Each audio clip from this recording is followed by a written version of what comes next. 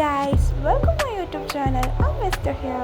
ഞാൻ ഇന്ന് ഷെയർ ചെയ്യാൻ പോകുന്നത് എൻ്റെ കേളി ഹെയർ റൂട്ടീനാണ്. കേളി ഹെയർ പ്രോഡക്റ്റ്സ് ഒന്നും യൂസ് ചെയ്യാതെ എങ്ങനെ നമുക്ക് കേളി ഹെയർ മെയിൻറ്റെയിൻ ചെയ്യാൻ നോക്കിയാലോ? ഓക്കെ, ഇപ്പം ഞാൻ കാണിക്കുന്ന എൻ്റെ ഹെയർ വാഷ് ചെയ്യുന്നതിന് മുമ്പുള്ള എൻ്റെ ഹെയറാണ്.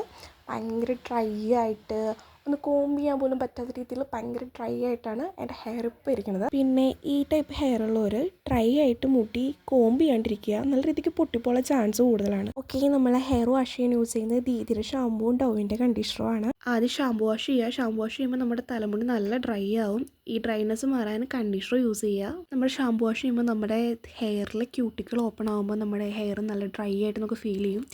ഈ ഡ്രൈനെസ് മാറണമെങ്കിൽ ആ ക്യൂട്ടിക്കിൾ സീൽ ആവണം. അങ്ങനെ സീൽ ചെയ്യാൻ നമ്മൾ കണ്ടീഷണർ ഹെൽപ്പ് ചെയ്യുന്നതാണ്. ഓക്കെ, നമ്മുടെ ഹെയർ വാഷിങ് കഴിഞ്ഞ് ഹെയർ ഒത്തിരി ഡ്രൈ ആക്കേണ്ട ആവശ്യമില്ല. കുറച്ച് വെറ്റായിട്ട് തന്നെ ഹെയർ മെയിൻറ്റെയിൻ ചെയ്യണം. എന്നിട്ട് ജസ്റ്റ് ഒന്ന് കോംബ് ചെയ്ത് കൊടുക്കാം.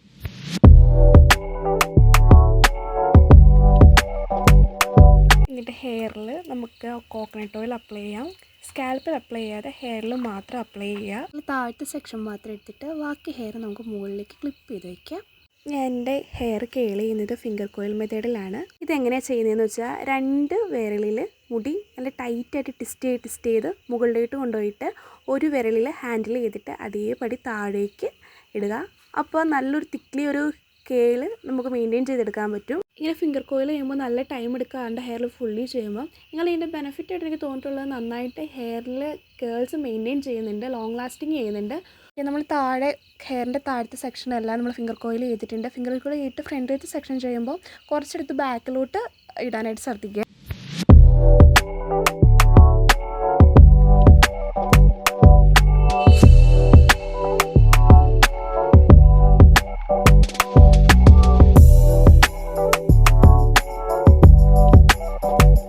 അപ്പോൾ നമ്മൾ ഹെയർ ഫുള്ള് കേൾ ചെയ്ത് കഴിഞ്ഞു. നല്ല തിക്കായിട്ട് ഷൈനായിട്ടുള്ള കേൾസാണ് വന്നെങ്കിൽ ഇനി ഹെയർ കുറച്ച് ഡ്രൈ ആയി കഴിയുമ്പോൾ നമുക്ക് ബാക്കി നോക്കാം. നമുക്ക് കുറച്ച് ഡ്രൈ ആയി കഴിയുമ്പോൾ കുറച്ച് കോക്കനട്ട് ഓയിലും കൂടെ ഹെയറിൽ അപ്ലൈ ചെയ്യാം. ഇത് ഹെയർ നല്ല ഷൈനി ആയിട്ട് കിടക്കുന്നതിന് നമ്മൾ ഹെൽപ്പ് ചെയ്യും. ഞാൻ സിറത്തിന് പകരം കോക്കനട്ട് ഓയിലാണ് യൂസ് ചെയ്യാറ്. കോക്കനട്ട് ഓയിൽ യൂസ് ചെയ്യുമ്പോൾ എനിക്ക് ആ ഷൈനി നല്ല രീതിക്ക് ആ കേൾസ് മെയിൻറ്റെയിൻ ആയിട്ട് കിടക്കുന്ന പോലൊക്കെ തോന്നാറുണ്ട്. അതുകൊണ്ടാണ് ഞാൻ കോക്കനട്ട് ഓയിൽ കൂടുതലായിട്ട് യൂസ് ചെയ്യാറ്.